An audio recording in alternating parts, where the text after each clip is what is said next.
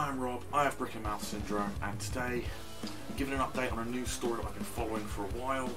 Sorry about the lighting, this is like a 2 AM recording because I just need to get this out because finally there's been an update on it. Brixton Academy has been saved.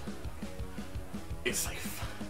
So one of the leading London venues is finally safe after the horrendous security issue that happened last year that cost the lives of 2 people. The venue's safe. That's the main thing here.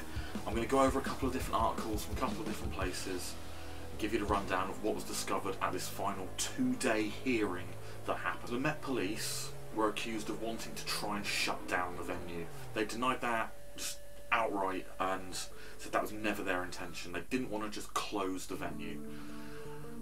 Probably because they know that any of their intervention normally causes problems around there, but luckily they didn't. They said that was completely not the case. They did say that they had no confidence in the current owners of Brixton Academy.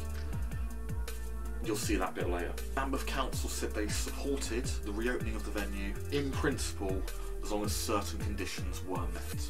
Obviously, those conditions seem to have been met. On the first of the 2-day meetings, Mazin Tapuni, probably pronounced that wrong, my bad, a large promoter in the UK, said that bands are just skipping the UK leg of their tours entirely because of this closure. There are 2 venues in London that are large enough to house gigs of that size. One was Brixton and the other one was a Hammersmith Apollo. I can't argue with that. Went to the Apollo for 100 Reasons. The album has now just been released online to download, and that did have that Brixton feel. It just felt a bit cleaner around there. The fact Hammersmith could be clean after the years of watching Bottom and those Hammersmith hired men just living in shit, you wouldn't expect it. Lovely venue though, highly advised anyone, if you've got a gig there, go to it. Mazin represents acts like Sam Fender and Lewis Capaldi, so obviously he does know something about what's going on there.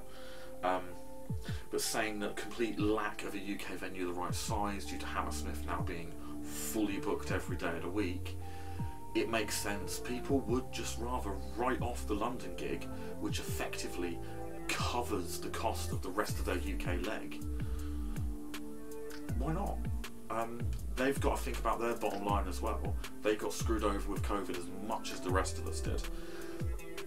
Part of what probably contributed to this was the fact that there are 10 UK venues that are currently having to close due to the RAAC concrete issue that is affecting shit tons of schools nationwide.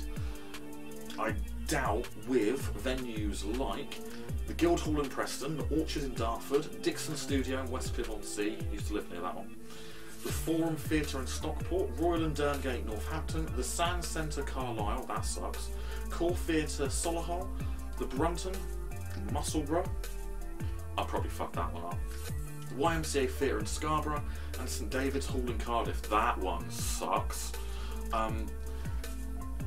With those 10 venues that are quite large all getting taken out because of this, you don't want to lose another venue which would be a key hub venue for a UK tour. Doing that would just decimate further the UK music industry. So I think that was partially what helped in this decision. But the final decision for this came with a couple of caveats. Now, Brixton is going to reopen, but there are 77 things they have to do before the venue can reopen. That is a huge list. I don't have all of them here in front of me, and I don't think I'd have enough time to go through all of them and talk about them. There are going to be some test events that take place to make sure that these new things are in check. One of the key things is that AMG Music Group are not going to be running Brixton Academy anymore. They have been seen as the key reason that this thing failed. The venue failed, and all these issues happened in the first place.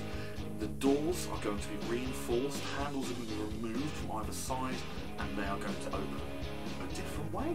There's probably a brand new security system in place for that. I don't know, I haven't been down there to have a look at it. They are going to have to force digital tickets on them, which sucks because Brixton you could still get physical tickets for. it is what it is. Unfortunately, this has been ruined by people abusing the system. People are going to be removed from the ticket queue if they do not have the appropriate tickets.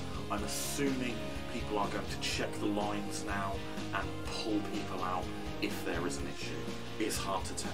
There are 16 new security cameras installed within the venue itself, going to give much easier eyes on what's happening on the ground. That's a bonus, that can only help everyone. It will shut down the idea that you can smoke a joint inside Brixton. I'm sure people will find a way.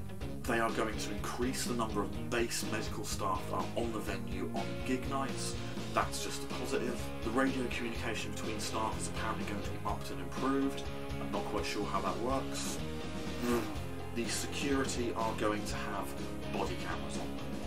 That is only a positive.